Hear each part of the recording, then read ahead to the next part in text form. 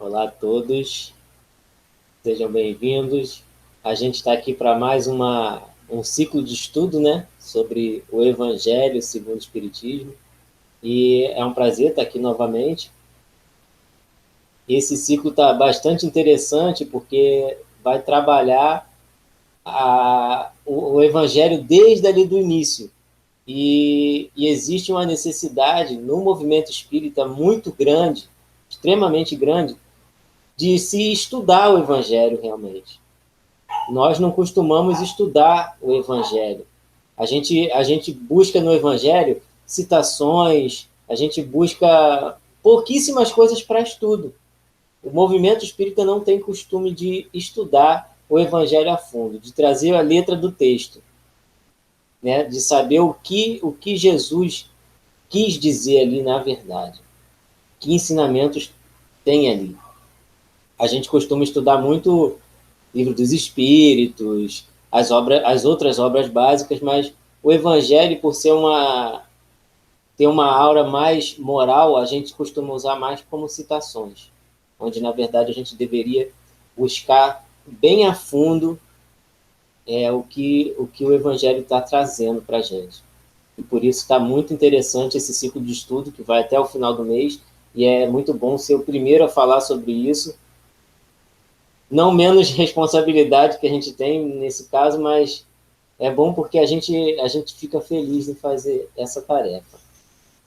Antes de mais nada, a gente vai fazer a nossa prece, agradecendo a Deus por mais essa oportunidade, por estarmos aqui reunidos, de corações unidos, uns aos outros, em torno dessa casa que é o discípulos de Jesus, para nos tornarmos pessoas melhores, nos tornarmos seres melhores.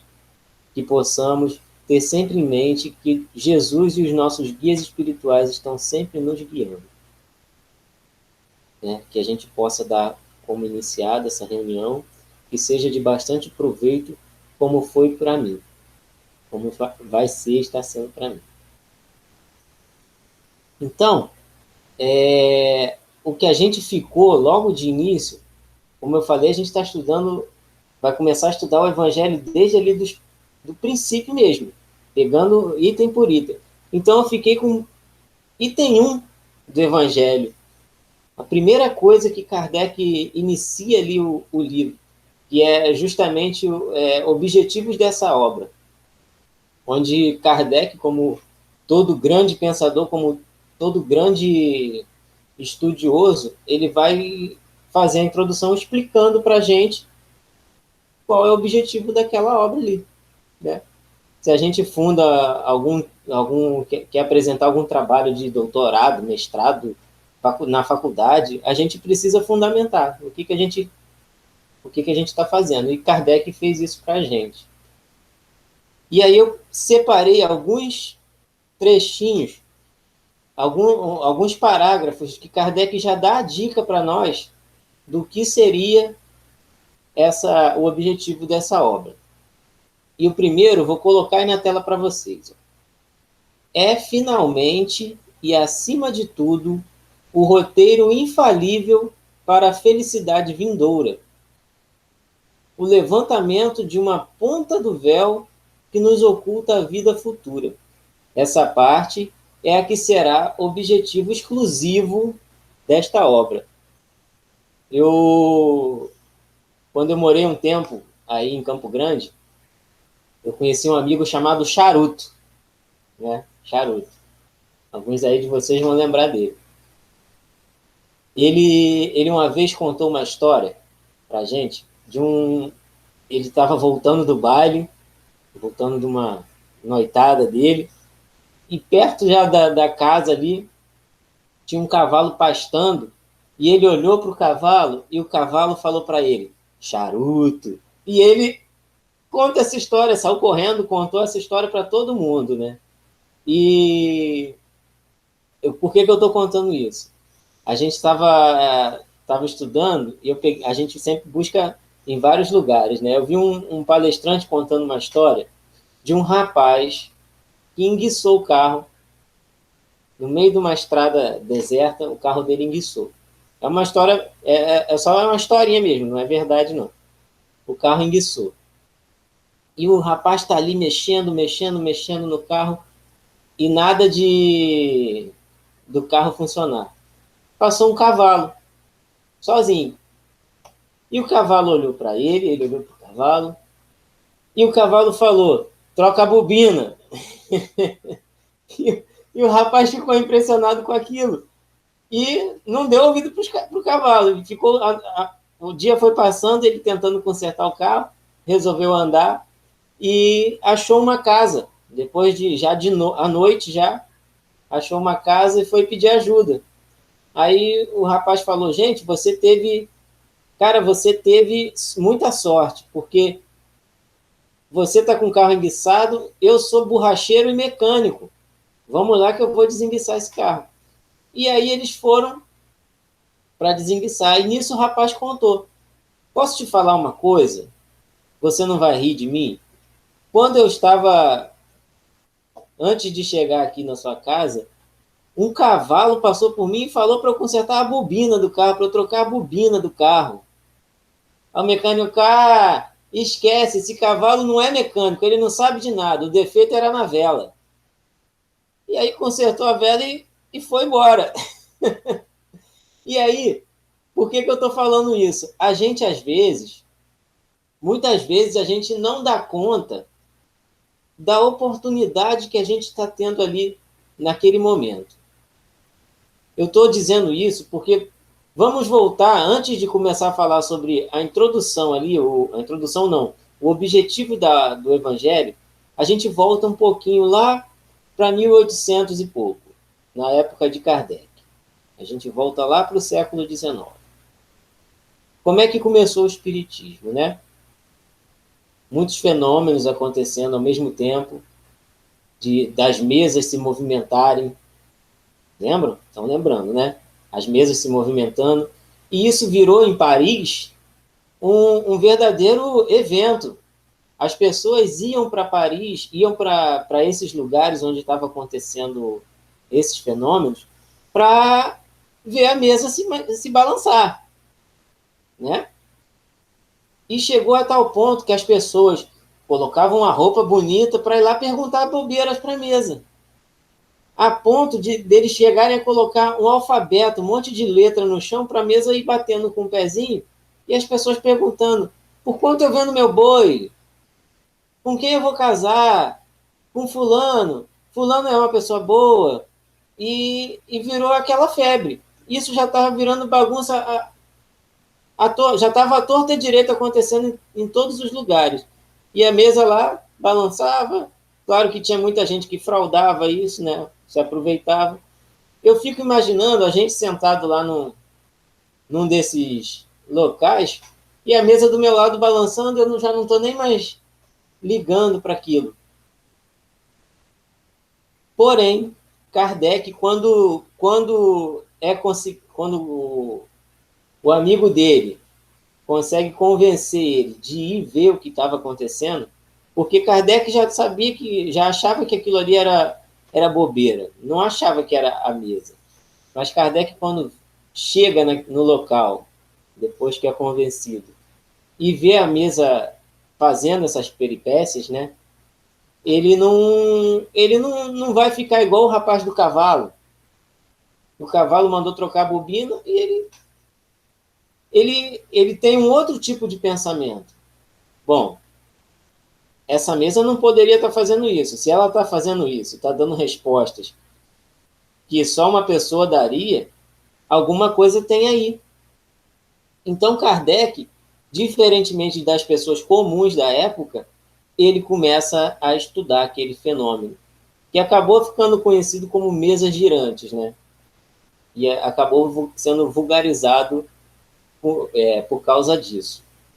E Kardec começa a estudar e a própria mesa que se identifica, né? A mesa fala para ele que são os espíritos. E que espíritos são esses? O que é espírito?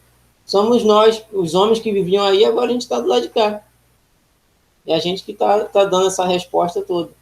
Então a gente tem que pensar primeiro, antes de começar a entrar mesmo no assunto, Kardec, ele já tinha 57 anos. Ele não era uma pessoa boba. Ele era uma pessoa de renome, um cientista conhecido. Falava várias línguas. Ele era uma pessoa acima do padrão normal das pessoas que viviam na época. Ele já era do magistério há mais de 30 anos. Já tinha prática na educação. Então, ele percebeu que tinha alguma coisa acontecendo ali. Ele não perdeu essa oportunidade. Se o cavalo passa para Kardec e manda ele trocar a bobina do carro, igual a gente viu na história que eu falei no início, ele ia parar aquele cavalo e ia querer saber tudo. Ele não ia parar para ficar consertando o carro. Entendeu a diferença de nós para Kardec? Então, desde então, nesse início aí, todo o processo de elaborar a doutrina espírita ocorreu. A gente, quem viu o filme, ele recebia mensagens de vários lugares do mundo. Fazia uma pergunta e recebia resposta de vários lugares do mundo. E as respostas, claro, as palavras poderiam ser diferentes, mas o conteúdo ali era o mesmo. Então, ele viu que tinha um ensino ali. Ele viu que tinha algo muito grande ali. E aí, a primeira edição do Livro dos Espíritos, em torno de 500 e poucas perguntas e respostas, né? E depois a edição definitiva, a de 1857, com 1019 perguntas. E aí está estabelecida um corpo de doutrina. O Consolador prometido por Jesus lá atrás. Eu rogarei ao Pai que envie outro Consolador que vai revelar as verdades. E aí está fundada, está iniciada a doutrina espírita. E se a gente pegar a cronologia das obras dele, a gente vai ver uma sequência lógica nisso. Kardec, como eu falei, 57 anos de idade, um coroa já muito desperto, muito trabalhado na ciência, 30 anos de magistério, né? Ele não fez nada por acaso. E na cronologia dessas obras, que a gente chama de obras básicas, a gente tem o Livro dos Espíritos, que eu falei, abril de 1857, nele está toda a doutrina. A gente tem o Livro dos Médios, em 1861, que vai vir com orientações para aquelas pessoas que já se empolgaram ali lendo o Livro dos Médios e estavam fazendo testes com os fenômenos mediúnicos à torta e à direita. Então ele traz orientações. Por curiosidade, é o único livro que vem com um estatuto ali, né, com regras.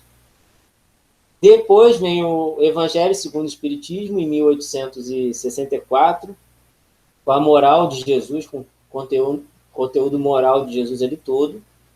O Céu e o Inferno vem só no ano seguinte, em 1865, que vem contar para a gente sobre como é o mundo espiritual.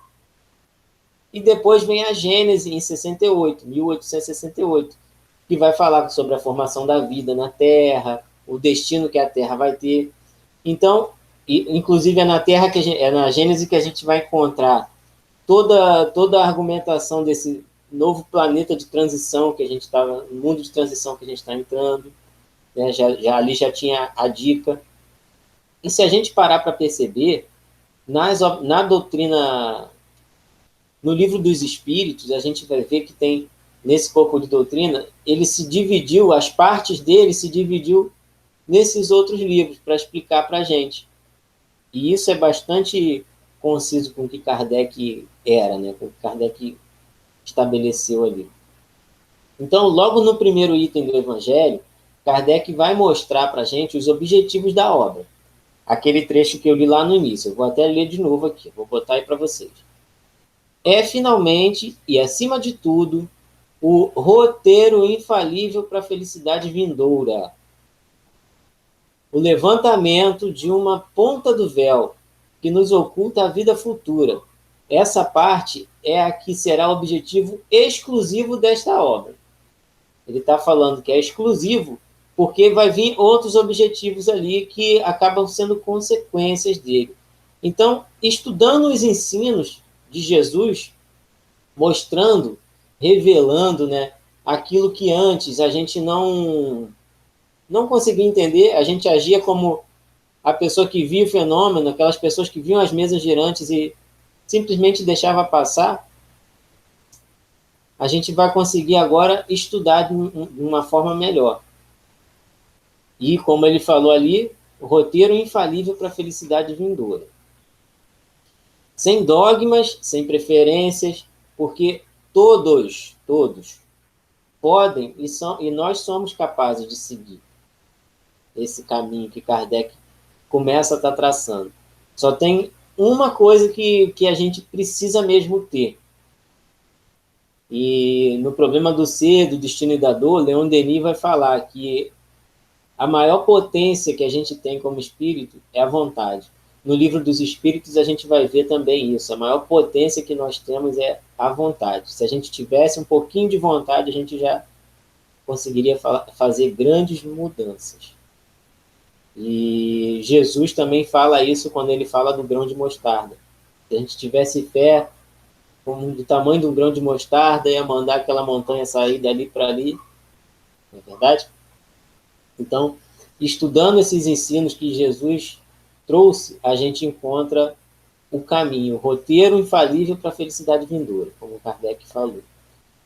Mais abaixo um pouquinho, vou colocar aí também, reunimos nesta obra os artigos que podem compor, a bem dizer, um código de moral do universo, sem distinção de culto. Ele já começa, se a gente pegar o Evangelho para estudar, a gente vai ver que não está numa sequência ali do que aconteceu. Do que aconteceu, não está numa sequência do que a gente lê no Novo Testamento. No Novo Testamento tem um monte de coisa, né? Kardec, ele no início, ele vai explicar que ele separa só aqueles que têm um conteúdo moral, porque o ensino de Jesus era a moral. Ele trazia a moral. A gente não precisa saber hoje, Jesus era filho de fulano, que era de ciclano, que era disso, que aconteceu isso, Jesus bebeu água no poço. Não, ele vai trazer o ensino moral. E tem até uma curiosidade no Evangelho, que é aquela parte estranha moral, que está no Evangelho, tem um capítulo chamado Estranha Moral, que ele pega coisas que está escrito como se Jesus tivesse feito, mas que ou foi mal interpretada ou foi mal entendida e anotada errado, porque são coisas que Jesus nunca faria. Tipo aquela de quebrar o templo, de rejeitar os pais dele, Maria, quem são meus pais, quem são meus irmãos, né? Tem passagens conhecidas, honrar pai e mãe, tem passagens conhecidas nisso. E a gente vai entendendo e relembrando as lições. Dessa forma que Kardec trouxe, a gente fica igual... Quem é da minha idade vai lembrar que tinha uns desenhos antigos, He-Man, She-Ra, esses desenhos antigos, até Homem-Aranha ainda tem. Mas o He-Man, no final do desenho, a moral do episódio de hoje foi que a gente deve, né? E ficava dizendo qual era a moral do desenho. Então, é o que Kardec fez, a moral de Jesus. Ele trouxe a moral que o Cristo veio ensinar para a gente. E o mais interessante é que esses ensinamentos, eles atravessam o tempo. Eles não mudam conforme a gente vai mudando. Se a gente pegar a nossa legislação, por exemplo, se a gente voltar no tempo, tem coisas que hoje são absurdos, mas que antigamente eram legalizadas, né? Tem coisas que a gente vai ver que eram proibidas antigamente e que hoje são liberadas. A lei vai mudando conforme a moral do homem vai mudando. Mas a moral de Jesus não. A moral de Jesus atravessou, já está aí há mais de 2000 anos e atravessou isso tudo, inalterada. Por isso até que a gente tem um livro que é muito bom, um livro de mensagem, que estuda as passagens evangélicas, que é Palavras de Vida Eterna, do Emmanuel. do Chico Xavier por Emmanuel, né? E esse nome, Palavras de Vida Eterna, é justamente por isso. As palavras, elas não se alteram. Os ensinos de Jesus não se alteram. O que vai alterando é a gente. Isso é bastante interessante porque a obra, o Evangelho, ele pode ser estudado sempre, o tempo todo. Por exemplo, quem aqui faz o culto do Evangelho no lar? E é nada mais, nada menos que reservar um espaço de tempo, um determinado dia da semana, para a gente se acalmar, ler um trecho do Evangelho e comentar, mesmo que seja sozinho, e comentar com as pessoas que estão em casa. Faz a prece, né? E, e isso vai, toda semana você fazendo, uma hora vai acabar o livro. Vamos supor que daqui a um ano acabou o livro. Você vai voltar lá para o início. Quando você lê aquele início de novo, o que aconteceu durante esse ano todo, que agora quando você pega aquela determinada passagem para ler, você entende de outra maneira, totalmente diferente. A sua mente abriu. Você agora está entendendo tudo diferente.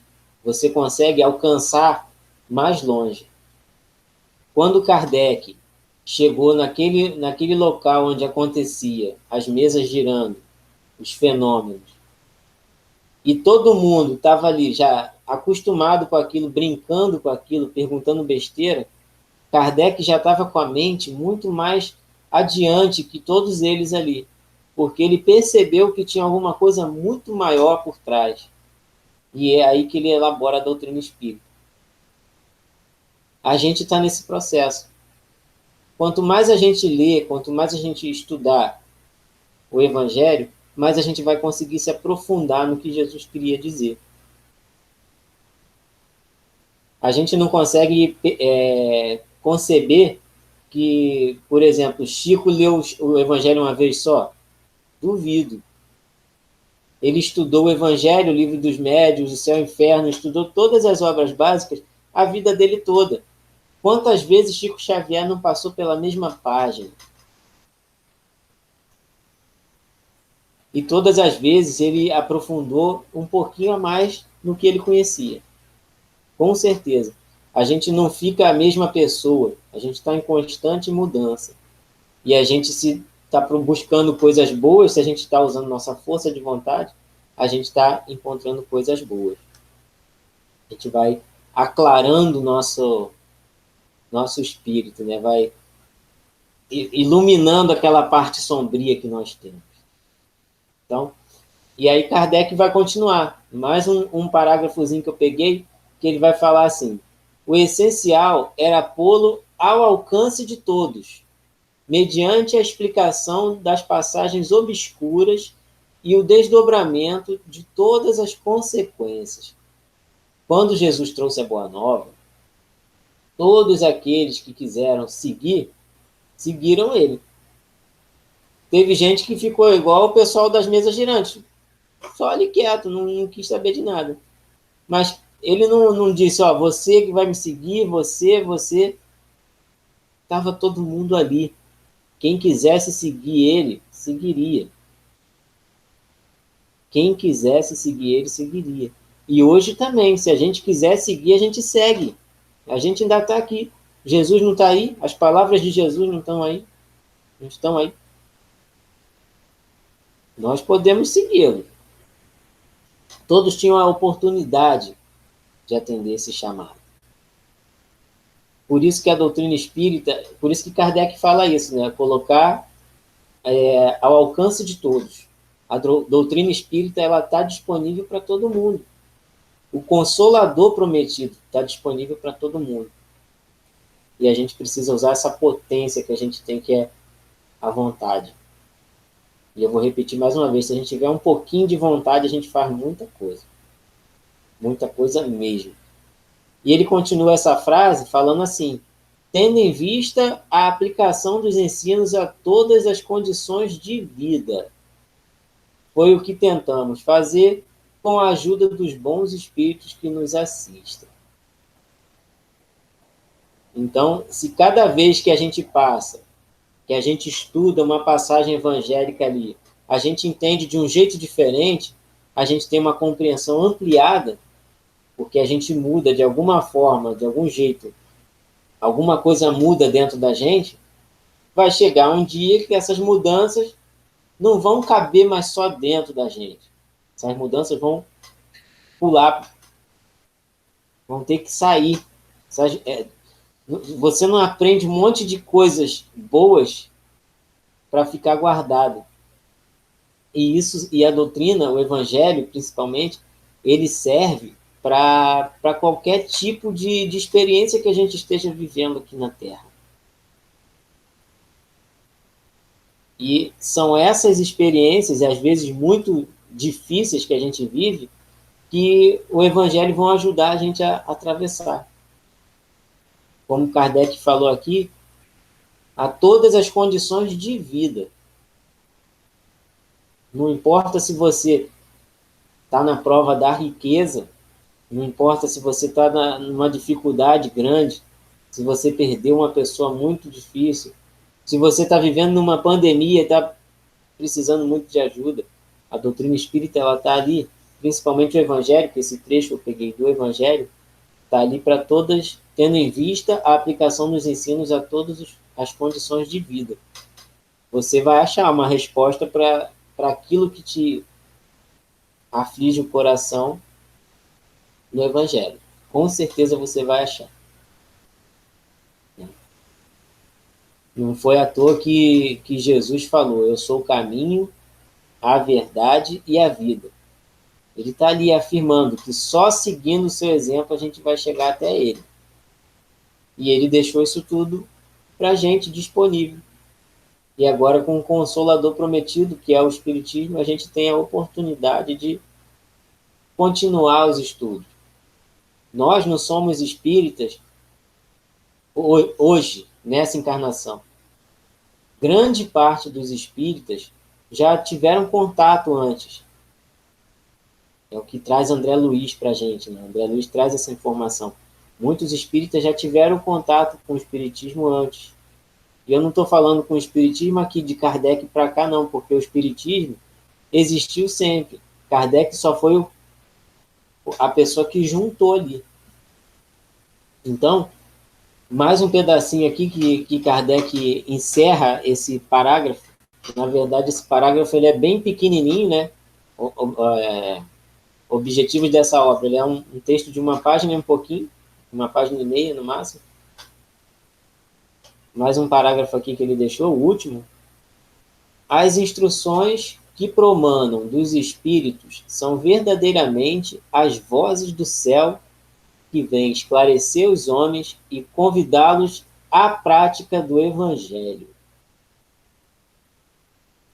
Como eu falei, não dá para a gente só absorver coisas boas, porque uma hora a gente vai ter que colocar isso para fora. Ninguém consegue guardar isso. Ninguém consegue saber que tem um irmão sofrendo e você tem condições, nem que seja com as palavras, falar alguma coisa. Ninguém consegue guardar isso. O evangelho ele modifica a gente de dentro para fora. Mas depende de cada um de nós, depende da gente buscar. Depende de nós buscarmos isso. Quantas vezes a gente já deixou as oportunidades passarem? Quantas vezes elas ainda vão continuar passando? Mas a pergunta principal não é isso, não são essas duas perguntas. Se as oportunidades passaram, se elas vão continuar passando. Com certeza, muitas oportunidades ainda vão continuar passando. Com certeza, a gente ainda vai deixar muitas oportunidades passar. Porque nós ainda estamos em processo de crescimento espiritual. Mas a pergunta principal, e aí eu já agradeço a todos por terem ficado até agora ouvindo aqui a gente, a pergunta principal não é quantas oportunidades vão passar ou quantas a gente ainda vai deixar para lá. É o que eu já consigo fazer com as que eu consegui aproveitar. O que já está ao meu alcance de fazer. O que eu já posso fazer com o que eu já sei. André Luiz, ele fala para a gente que ninguém passou, que se você passou 10 minutos assistindo uma reunião pública, uma reunião espírita, você já tem verdade suficiente para ir ajudar muitas pessoas. Então, como as coisas que eu falei aqui não foram minhas, eu só estou sendo o intérprete do que Kardec trouxe para a gente, vocês já ouviram pelo menos uns 20 minutos de doutrina espírita. Então, todos nós somos capazes de fazer muitas coisas. E, às vezes, a oportunidade da outra pessoa é justamente aquela que a gente está levando. A palavra que a gente está levando para ela. Quantas vezes a gente já não ajudou sem mesmo saber? Então, eu agradeço mais uma vez a oportunidade que a gente tem de poder estudar, de poder ser o intérprete, de representar, e cada vez que a gente fala da doutrina espírita, a gente está sendo representante de Jesus. Olha a oportunidade que a gente tem. Cada vez que você manda uma mensagem para alguém, um trechinho do Evangelho, uma mensagem que fala sobre o Evangelho, você está sendo representante de Jesus, representante do Consolador prometido por Ele. Então, que a gente possa exercer essa função muito bem exercida. Eu agradeço por mais essa oportunidade. Espero que a gente se veja numa próxima oportunidade, tá bom? Que a gente possa, então, elevar nossos pensamentos a Deus, agradecendo pela chance que a gente teve de estar aqui até esse momento reunidos, de buscarmos sempre em Deus os objetivos que a gente tem de crescimento espiritual. Obrigado, Jesus, e amigos espirituais que estão sempre conosco a cada momento. Que assim seja. Até mais, galera.